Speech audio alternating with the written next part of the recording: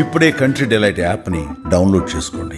Download the country delight app now. అందరికీ నమస్కారం and welcome to Suman TV. Welcome to this healthy journey అని మనం చెప్పుకుంటున్నాం. కానీ చిన్నారి సహస్ర హత్య కేసులో ఒళ్ళు గగురు పొడిచే విషయాలు ఏవైతే బయటపడ్డాయో, హత్య చేసిన ఆ బాలుడి వివరాలు ఏవైతే మనం తెలుసుకుంటున్నామో, అతను హత్య చేసిన విధానం గురించి మరింతగా మనం ప్రోబ్ చేసి తెలుసుకుంటూ ఉంటే అసలు నమ్మలేని విధంగా ఉందన్నమాట. మన ఇంట్లో ఉండే పిల్లవాడు ఇంతటి ఘాతుకానికి పాల్పడతాడా? ఇంతకీ చిన్నపిల్లలలో ఈ క్రిమినల్ టెండెన్సీస్ ఉన్నట్టుగా ఏ వయసులో పసిగట్టవచ్చు? వీటిని ఆపడానికి ఏం చేయవచ్చు? అసలు మన చేతుల్లో ఏదైనా ఉందా లేదా? ఈ అంశంపై మాట్లాడబోతున్నాం. అందరికీ సుపరిచిత senior consultant paediatrician from Apollo hospitals doctor Sharmila గారు మనతో ఉన్నారు. డాక్టర్ షర్మిల గారు ఇన్ఫ్యాక్ట్ పిల్లల మెంటల్ హెల్త్ గురించి చాలా క్షుణ్ణంగా అధ్యయనం చేసిన డాక్టర్గా వాళ్ళు చెప్పబోతున్నారు చాలా విషయాలు. డాక్టర్ షర్మిల, చాలా డిస్టర్బింగ్గా ఉందండి. ఎవరు ఇంకా కోలుకోలేదు. సో మీరు చూడంగానే ప్రైమా ఫేసి మీకు ఏం అర్థమైంది దీని గురించి? ఇది సర్ప్రైజింగ్ థింగ్ కాదు. అంటే ఆబ్వియస్గా సర్ప్రైజింగ్ థింగ్ కాదు అని అంటే రోజు జరుగుతుందని కాదు.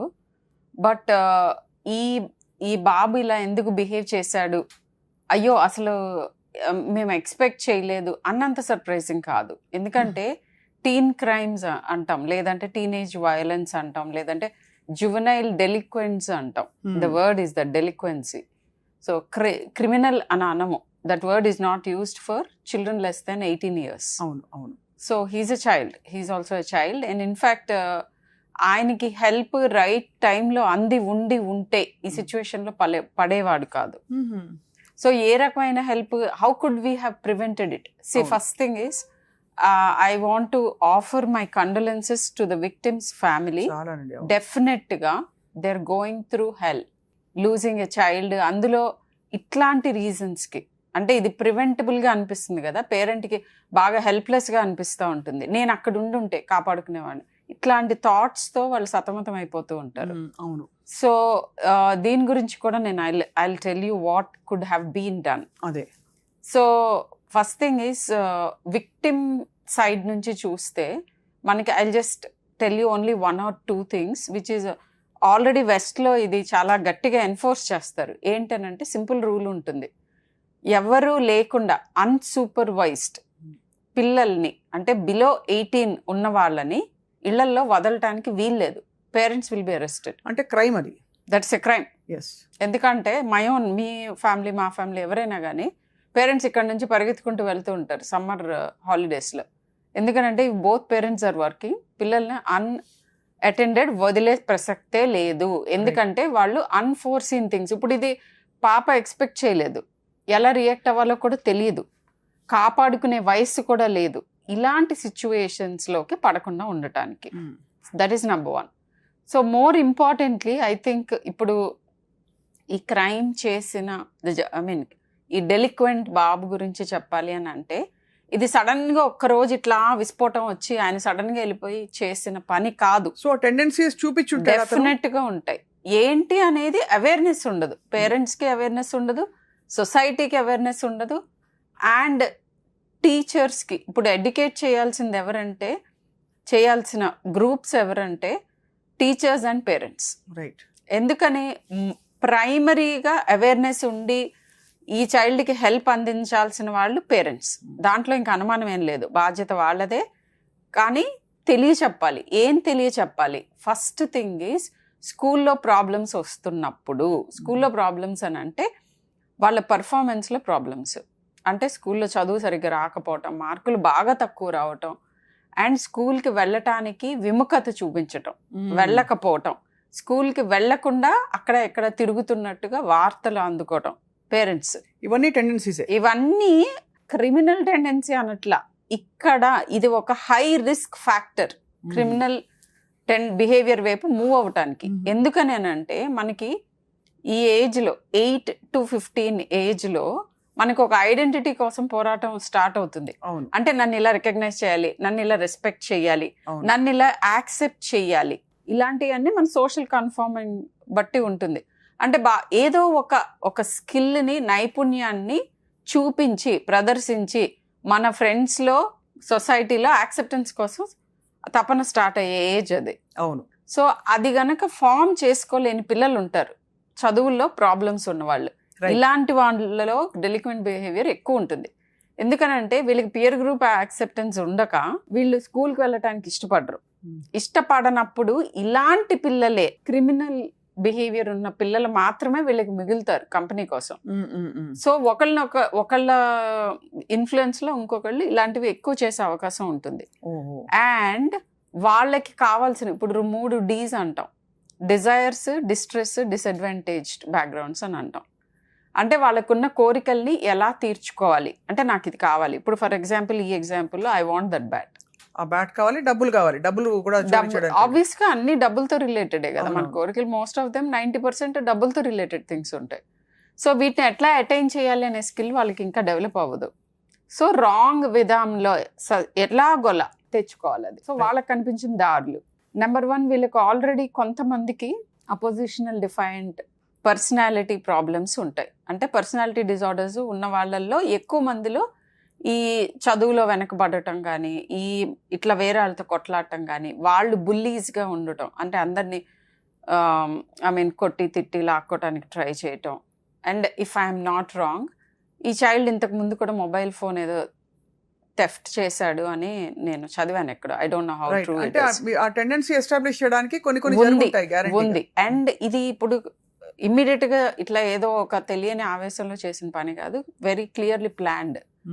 తను రాసుకున్నాడు ఏది ఎలా చేయాలి, అదే లిటరేచర్ చదవటం, అలాంటివే చూడటం, వాటి ఇన్ఫ్లుయెన్స్ లో దాన్ని పక్కాగా ప్లాన్ చేసుకొని చేయటం, ఇది జరిగింది. 100% ప్రీమెడిటేటెడ్ అనడానికి మనకి చాలా, అంటే ఈ నెల రోజుల ముందే అని అన్నారు. నేను I'm not the right person to comment on this because I'm not from the criminal department or anything, but నాకు ఇలానే అక్కడెక్కడ విన్న విషయాలు ఇలానే జరగాలని కూడా లేదు. సో ఫస్ట్ థింగ్ ఏంటంటే పిల్లల్లో స్కూల్కి రెగ్యులర్గా వెళ్తున్నారా లేదా, ఎందుకు వెళ్ళట్లేదు, వాళ్ళకున్న కష్టం ఏంటి, అక్కడ నువ్వు చదువుకోలేకపోతుంటే ఇనఫ్ హెల్ప్ ఇవ్వగలగాలి.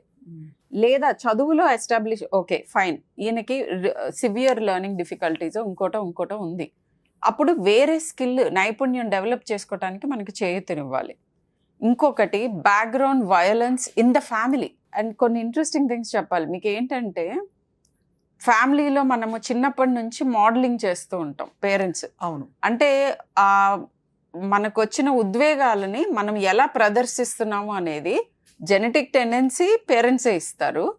మళ్ళీ వాటికి రెస్పాన్సెస్ ఎలా అనేది కూడా ఈ పేరెంట్స్ చూపిస్తూ ఉంటారు. అంటే మీకు కోపం వచ్చినప్పుడు అవతల వాళ్ళ మీద గట్టిగా అరుస్తున్నారా, కొడుతున్నారా, ఒకరితో ఒకరు కమ్యూనికేషన్ ఎలా చేసుకుంటున్నారు ఫ్యామిలీలో. అవును, దీన్ని మీరు అనుకోకుండానే మీ చిల్డ్రన్ని కూడా ప్రోగ్రామ్ చేస్తూ ఉంటారు. ఓకే, కోపం వచ్చినప్పుడు ఫాదరో మదరో కొడుతున్నారు, తిడుతున్నారు, విపరీతమైన అగ్రెషన్ చూపిస్తున్నారు, ఏదో ఒక విధంగా తెచ్చుకుంటున్నారు థింగ్స్. అంటే యాక్చువల్గా పియర్ కానీ లేకపోతే ఫ్యామిలీలో ఇంకొకళ్ళు కానీ కూడా ఇలాంటి టెండెన్సీస్ ఉండే అవకాశం ఉంటుంది, థీవింగ్ కానీ లేకపోతే ఇట్లా అగ్రెషన్ చూపించడం.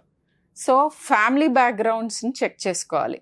డెఫినెట్గా ఇద్దరు పేరెంట్స్లోనూ ఒకే రకంగా ఉండకపోవచ్చు.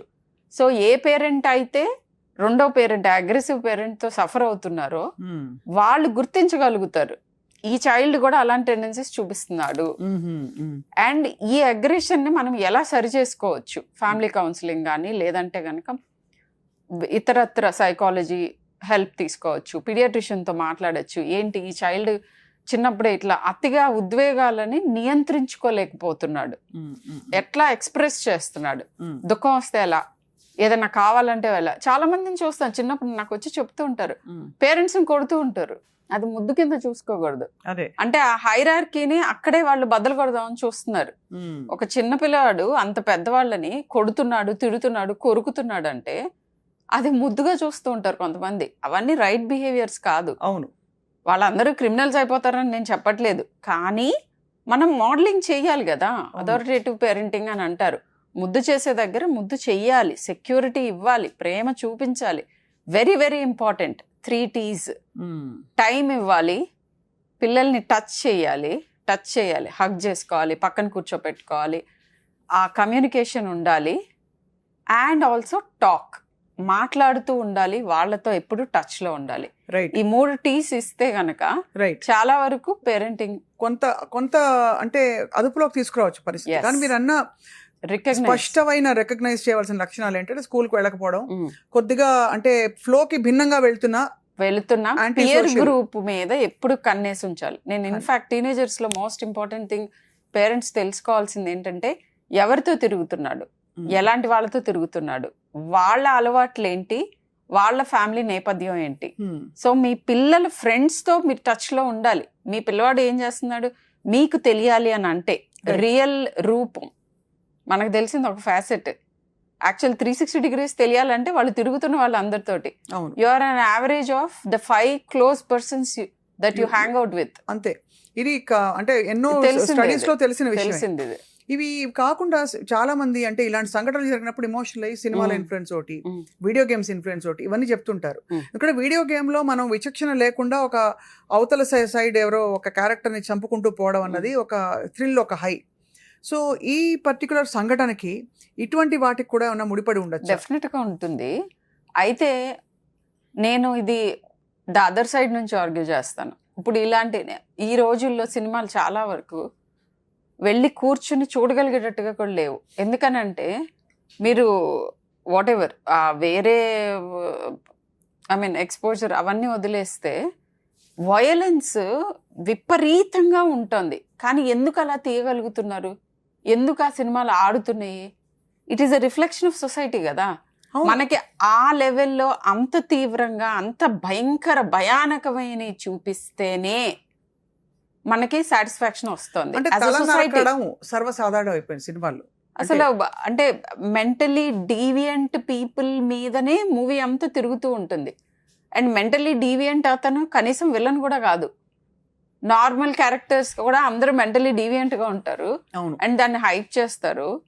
అదొక్కటే కాదు, వాళ్ళు తీసే వాళ్ళని నేను ఎక్కువేమనను. వాళ్ళు ఎందుకు తీస్తారు? వాళ్ళు కోట్లతో తీస్తున్నారు. మార్కెట్ లేకపోతే ఎలా తీయగలుగుతారు? అవును. సో యాజ్ అ సొసైటీ మనం చేంజ్ అవుతున్నాం. అవును. We are liking more extreme and deviant things అని అర్థం. కరెక్ట్. సో దీనికి జరగటానికి రీజన్ ఏంటంటే when we lose touch with నేచర్తో కంప్లీట్గా డిస్కనెక్ట్ అయిపోతాయి. సో పిల్లల్ని compulsory soil, air, green, trees వీటితో కంపల్సరీ ఎవ్రీడే టచ్లోకి వెళ్ళాలి. మనలో ఉన్న ఉద్వేగాలు, రాంగ్ ఇమోషన్స్ అన్ని డిస్పేట్ అవుతాయి. తప్పకుండా. I think nature has a coming effect on us. So true అండి. ఈ కాంటెక్స్లో ఈ గ్యాడ్జెట్స్తో అనుబంధాలు ఎక్కువ అయిపోయిన తర్వాత పిల్లలకి రియల్ రిలేషన్షిప్స్ మీద ఎంతవరకు పోయిందంటే అందరూ వెళ్ళి ఇప్పుడు సహస్రని అతను దారుణంగా చంపినట్టుగా చంపకపోవచ్చు, కానీ మధ్య లెవెల్లో ఉండే చాలా తప్పులు, చిన్న చిన్న దొంగతనాలు, అబద్ధాలు ఆడడం, వాళ్ళ పని కానిచ్చుకోవడానికి ఏదో చెప్పి మ్యానిపులేట్ చేయడం, ఇవి కూడా క్రిమినల్ టెండెన్సీసే యాక్చువల్ టెండెన్సీ రూపంలో చూస్తే. మీరేమంటారు షర్మిల గారు? బికాస్ చాలా మంది పేరెంట్స్ ఏమంటారంటే ఆ మగపిల్లలు అల్లరి చేయకపోతే ఎవరు చేస్తారు?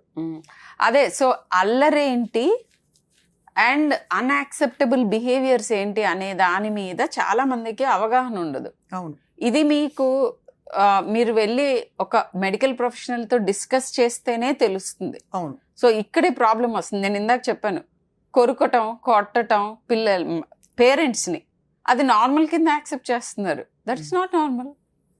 ఎందుకంటే తనకంటే పెద్దవాళ్ళని, పవర్ఫుల్ వాళ్ళని వాడు ఇంత అన్నప్పుడే కొట్టడానికి ఆ అగ్రెషన్ చూపిస్తున్నాడు అని అంటే communication skills, social behavioural patterns ఈ వీటిల్లో డెఫిసిట్స్ ఉంటేనే వాళ్ళకి అట్లా అవుతుంది. సో అవి మొగ్గలో ఉన్నప్పుడు అంటే మనం ఏదో కౌన్సిలింగ్ ఇస్తే ఇట్లా ఉన్న వాళ్ళు అట్లా అయిపోతారా అని అడిగే వాళ్ళు చాలా మంది ఉన్నారు. డెఫినెట్గా ఐడెంటిఫై చేసి వాళ్ళని హై రిస్క్ సిచ్యువేషన్స్లోకి వెళ్లకుండా చూసుకునే లాంటి అడ్వైస్ డెఫినెట్గా దొరుకుతుంది. మీరు ఇనీషియల్గానే ఇవన్నీ కంప్లైంట్ చేయాలి. అండ్ మోర్ ఇంపార్టెంట్లీ నేను బిగినింగ్లో చెప్పాను, టీచర్స్ని కూడా ఐడెంటిఫై చేయటానికి వాళ్ళందరికీ యాక్చువల్లీ చైల్డ్ సైకాలజీ కొంచెం చెప్తారు వాళ్ళు ట్రైనింగ్లో. ట్రైన్ టీచర్స్ అందరికీ చెప్తారు, ఇవి రెడ్ ఫ్లాగ్స్, ఇలా బిహేవ్ చేస్తున్న చైల్డ్ గురించి మీరు రిపోర్ట్ చేయాలి అని చెప్తారు. ఇప్పుడు ప్రాబ్లం ఇంకోటి ఉంది, టీచర్స్ ఐడెంటిఫై చేయటం సగం అయితే చేసి చెప్తున్నా కూడా అన్యాక్సెప్టెన్స్ ఉంది. ఎందుకంటే చెప్పడం మానేస్తారు, డిఫెన్సివ్ అయిపోయి అంతే, టీచర్లు సరిగ్గా చెప్పట్లేదు అందుకే పిల్లవాడు స్కూల్కి వెళ్ళడం లేదు అని బ్లేమ్ చేసిన పరిస్థితి అదొకటి. అండ్ మీ పిల్లవాడు బిహేవియర్ అన్యాక్సెప్టబుల్ గా ఉంది, చాలా ఇలా కొడుతున్నాడు, లేకపోతే ఎక్కువ డిస్టర్బ్ చేస్తున్నాడు, క్లాస్ రూల్స్ ఫాలో అవ్వట్లేదు అని చెప్పగానే they'll be up in arms against the teachers. అవును.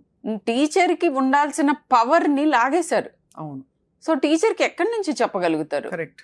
నువ్వు గురువుని ఒక వాటెవర్ గురువు ఆబ్వియస్గా మనకి ఇప్పుడు చూస్తే ఇద్దరు parents when they are working, I think teacher is spending more time than an individual parent అవును, విత్ యువర్ చైల్డ్. సో వాళ్ళ ఫీడ్బ్యాక్ చాలా ఇంపార్టెంట్, చాలా చాలా ఇంపార్టెంట్. ఇన్ఫాక్ట్ నేను అడుగుతున్నప్పుడు హిస్టరీ స్కూల్లో టీచర్ని ఈ విషయం అడిగి చెప్పండి అని చెప్తాను. ఎందుకంటే ఒక పేరెంట్ స్పెండ్ చేస్తున్న టైం కంటే టీచర్ ఎక్కువ టైం స్పెండ్ చేస్తున్నారు. నాట్ ఓన్లీ దట్, మాలాగానే వాళ్ళు జనరేషన్స్ తరబడి వందల స్టూడెంట్స్ని చూస్తారు. సో ఇమ్మీడియట్గా ఇట్లా పిక్ చేయగలరు వీడు డిఫరెంట్గా ఉన్నాడు అని.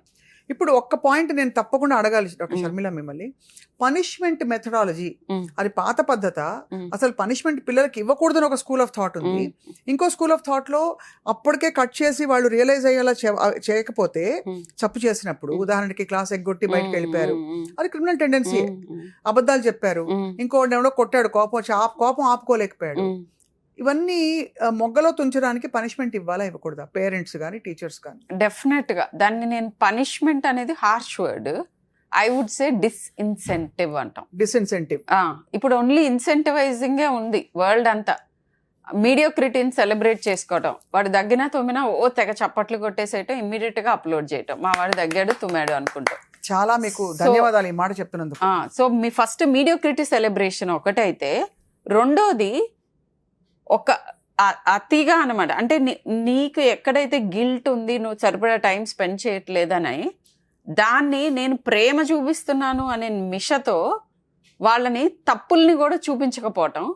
తప్పులు చేసినప్పుడు వాళ్ళకి డెఫినెట్గా దానికి డిస్కరేజ్మెంట్ ఉండాలి. అని అంటే నువ్వు ఈ పని చేస్తే ఇలాంటిది నీకు అవసరమైంది, నీకు కావాల్సింది, నువ్వు కోరుకున్నది ఈ రకంగా నీకు అందదు.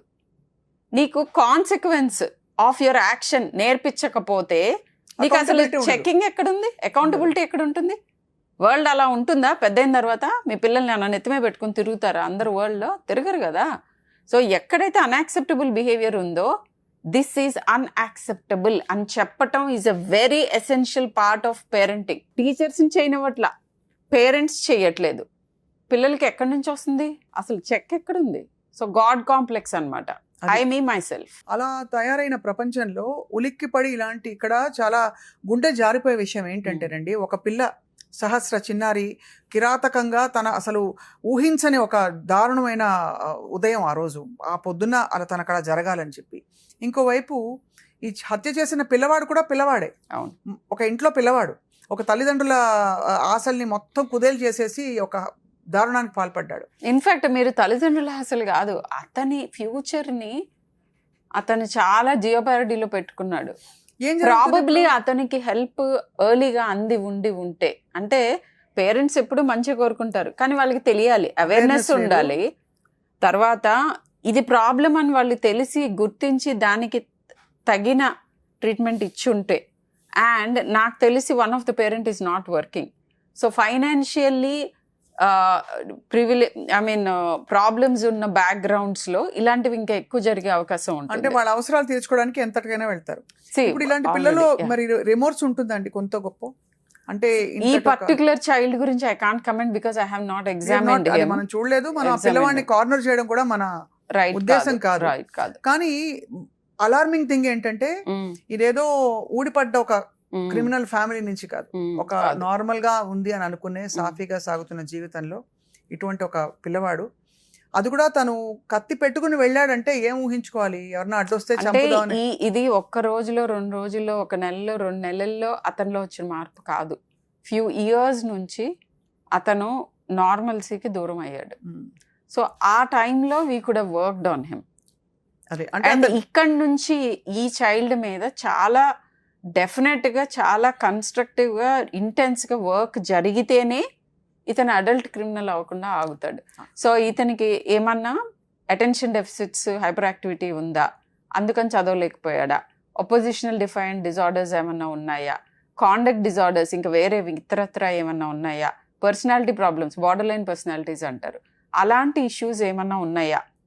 అండ్ నాట్ వెరీ సర్ప్రైజింగ్, ఇవి ఫ్యామిలీలో వన్ ఆఫ్ ద పేరెంట్ కూడా ఉండొచ్చు, ఇన్ సర్టెన్ జెనెటిక్ గా కూడా ఉంటుంది కదా అది.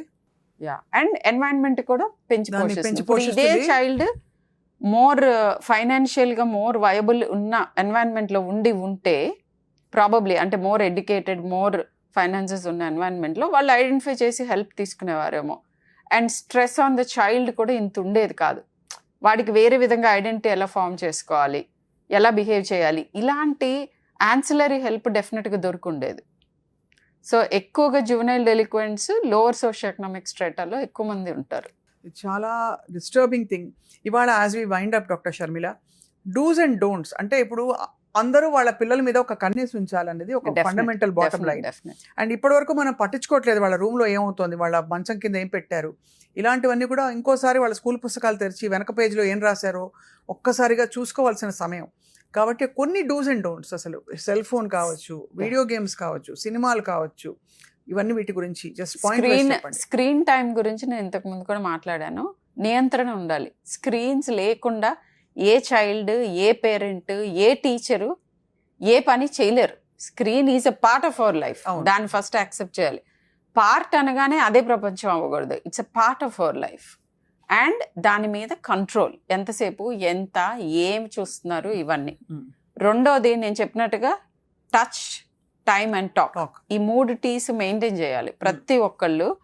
8 ఏళ్ల లోపు 7 ఏళ్ల లోపు ఎక్కువగా ఫిజికల్ నీడ్స్ ఉంటాయి. ఎత్తుకోమని, ఫుడ్ పెట్టమని, పడుకోబెట్టమని, ముక్కులు తొడవ ఇలాంటి.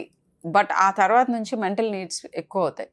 ఇమోషనలీ సెక్యూర్ ఎన్వైరన్మెంట్ ప్రొవైడ్ చేయడానికి most important thing inter parental relationship. దీని మీద వర్క్ చేయాలి పేరెంట్స్ అందరూ. బ్రోకెన్ ఫ్యామిలీస్ సంగతి ఏంటో, బ్రోకెన్ ఫ్యామిలీస్ లో I'm going to tell you, అడిగారు కాబట్టి, డివోర్స్డ్ సింగిల్ పేరెంట్ ఎవరైతే ఎడ్యుకేటెడ్, ఫైనాన్షియల్ గా వెల్ గా ఉండి సపోర్ట్ సిస్టమ్ ఉన్న వాళ్ళలో తక్కువ క్రైమ్ ఉంటుంది, పిల్లల్లో తక్కువ ప్రాబ్లమ్స్ ఉంటాయి. వర్సెస్ ఒక ఫ్యామిలీ కలిసి ఉండి విపరీతమైన కాన్ఫ్లిక్ట్స్, అగ్రెషన్ ఉన్న ఫ్యామిలీ కంటే ఇదే బెటర్. అదే. But again single parent without support ఉంటే వాళ్ళలో మళ్ళీ ఎక్కువ ప్రాబ్లమ్స్ ఉంటాయి. సో ఇలా ఫస్ట్ పేరెంట్స్ ఇద్దరు పిల్లలు అనే ముందు రోల్స్, నేనేమి, what I'm I asking for, నేను పేరెంట్ అయిన తర్వాత నా టైం ఎంత స్పేర్ చేయాలి, నా ఇమోషనల్ స్ట్రెయిన్ నాకు ఎంత ఉంటుంది, నా ఫైనాన్షియల్ స్ట్రెయిన్ ఏంటి, planning before you have a child. ఇది చాలా ఇంపార్టెంట్. అండ్ ఏదైనా డిస్ట్రెస్ వచ్చినప్పుడు ఇమ్మీడియట్గా వాళ్ళ ఎక్స్టెండెడ్ ఫ్యామిలీ హెల్ప్ తీసుకోవటం, డాక్టర్స్ హెల్ప్ తీసుకోవటం చెయ్యాలి. అండ్ మీరు చూపించేవే వాళ్ళకి మోడలింగ్, బిహేవియర్ మోడలింగ్. ఒకళ్ళ మీద ఒకళ్ళు అరుచుకోవటం, కొట్టుకోవటం, తిట్టుకోవటం, పిల్లల మీద అగ్రెషన్ చూపించటం. In fact one very important point, alcohol and drug abuse ఉన్న ఫ్యామిలీస్లో ఈ డెలింక్వెన్సీ ఎక్కువ ఉంటుంది. వన్ ఆఫ్ ద పేరెంట్ కానీ చైల్డ్కి కూడా ఉండొచ్చు ఇవి. సో ఇలాంటి వాటి అన్నిటినీ చెక్ లిస్ట్ చూసుకుంటూ ఉండాలి. Be in touch with your children. చిన్న ప్రాబ్లం డిఫరెంట్గా అనిపిస్తూ ఉంటే ఇమ్మీడియట్గా seek help and we can prevent such. And of course ఇప్పుడు ఎమోషనల్గా ఆ ఫ్యామిలీని, అబ్బాయి సైడ్ ఫ్యామిలీని, ఆ అబ్బాయిని విపరీతంగా టార్గెట్ చేస్తూ అతన్ని చంపేయాలి, అతన్ని కూడా ఊరికి ఊరే చావుకి చావే సమాధానం అని రకరకాల రెస్పాన్సెస్ వినిపిస్తున్నాయి. కానీ మనం I think the society also has failed somewhere in not recognizing. All of us are a part of it. తెలియకుండానే. So what are you doing to make the society around you better అని మనందరం ప్రతి ఒక్కళ్ళం ప్రశ్నించుకోవాలి. As a part of it, నేను ఎక్కువ teenage problems and behaviours and parenting series లాగా I'm going to come out with videos చాలా బాగుంటుంది to spread awareness about how to parent అనేది. చాలా. So that is my contribution for a better society. I'm sure you're doing a lot of those things. Yeah, we really look forward, Dr. Sharmila, ఇలాంటి అంటే అవగాహన పెంచే videos, కార్యక్రమాలు రావాలి. వీటితో పాటు ఫైనలీ ఒక్క క్వశ్చన్ అడుగుతాను నేను. ఫుడ్ హ్యాబిట్స్లో అగ్రెషను, బిహేవియరల్ అంటే అనామలిటీస్ ఇవన్నీ చూడొచ్చా మనం? అంటే బాగా వాళ్ళు ఎక్కువ తింటారు, అసలు తినరు, ఇట్లాంటి ఫుడ్ హ్యాబిట్స్లో కూడా మనకు కనిపించిపోతాయా ఇలాంటివన్నీ? ఫుడ్ హ్యాబిట్స్లో కనిపించడానికి మనకి ఎక్స్ట్రీమ్స్ ఉండొచ్చు. కొంతమంది కంప్లీట్గా ఫుడ్ మానేసి అబ్సెసివ్గా వాళ్ళకి అసలు ఆకలి వేయదు, ఈ అతిగా స్క్రీన్ మీద ఉండి అతిగా ఎమోషన్స్ ఫీల్ అయ్యే వాళ్ళకి. ఆన్ ద అదర్ హ్యాండ్ అతిగా తినేవాళ్ళు ఉంటారు, 2 ఎక్స్ట్రీమ్స్లో ఉంటారు. And high sugar intake and రెండోది అల్ట్రా ప్రాసెస్డ్ ఫుడ్స్. అవి మన బిహేవియరల్, మెంటల్ హెల్త్ మీద కూడా ప్రూవెన్ డిసడ్వాంటేజ్ ఉంది. అల్ట్రా ప్రాసెస్ ఫుడ్స్ తీసుకునే వాళ్ళల్లో ఉద్వేగ నియంత్రణ కొంత సరిగ్గా ఉండదు అనేది కనుక్కున్నారు. It's proven thing. Right. So ఇలాంటి అంటే బయట ఫుడ్ ఎక్కువ తినటం, అన్హెల్దీ ఫుడ్స్ తినటం, ఇట్లాంటివి కూడా తగ్గించుకుంటూ ఉండాలి. ప్రతిదానికి అంటే ఫుడ్కి వీటికి ఏంటి సంబంధం అంటే ఉంది ఖచ్చితంగా. అంటే మనం వీఆర్ వాట్ వి కన్జ్యూమ్. అంతే కదా. కన్జ్యూమ్ మీన్స్ మనం తినే ఆహారం ఏంటి, మనం చూసే విజువల్గా ఏం కన్జ్యూమ్ చేస్తున్నాం, ఆడిటరీగా ఏం వింటున్నాం, ఇవన్నీ కలిపితే మన మైండ్లో వచ్చే థాట్ ఫామ్ అవుతుంది. So we are what we consume. చాలా మంచి పాయింట్ చెప్పారు డాక్టర్ షర్మిల. తప్పకుండా ఈ రెండు కుటుంబాలు కుదేలైపోయాయి మొత్తానికి ఈ సంఘటనతో. సమాజం అంతా ఉలిక్కి పడింది. తప్పకుండా దీని నుంచి కోలుకోవడానికి సహస్ర తల్లిదండ్రులకు కూడా భగవంతుడు బోల్డ్ అంత శక్తిని ప్రసాదించాలని చెప్పి కోరుకుందాం. అలాగే ఈ పిల్లవాడి తల్లిదండ్రులు కూడా మరి ముందు భవిష్యత్తులో అతని భవిష్యత్తు ఎలా ఉండబోతోందనే ప్రశ్న క్వశ్చన్ మార్క్ మిగిలిపోయింది మనందరిలో. తప్పకుండా ఇటువంటి కార్యక్రమాల ద్వారా తెలుసుకుందాం, చర్చిద్దాం. Thank you very much doctor Sharmila. Suman టీవీలో మీ పర్సనల్ అండ్ బిజినెస్ ప్రమోషన్స్ కోసం కింది నెంబర్కి కాంటాక్ట్ చేయండి.